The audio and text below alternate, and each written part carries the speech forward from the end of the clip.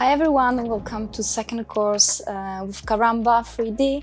In this course we'll focus on designing structures like this one, working mostly in compression. The course is intended for anyone, structural engineers, architects who are interested in designing structures that are smart and beautiful. My background is both in architecture and structural engineering.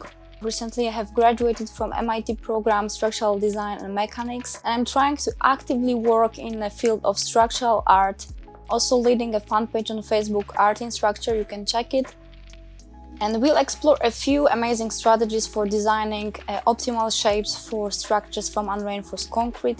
First methodology is a bidirectional evolutionary structural optimization type of topology optimization that allows us from a full domain find optimal shape for any shell or a plate. In our case, it's going to be a simple supported beam that is fully stressed, and we iteratively reduce the volume to find a new shape for our beam. And the two next exercises are about designing concrete shells, and we'll be basing on two case studies. The first one is Los Monumentales Restaurant, designed by Felix Candela. The second is a Nature Theater, a Heinz Isler found art piece. The first one is a type of mathematical shape that was designed to be really optimized for fabrication.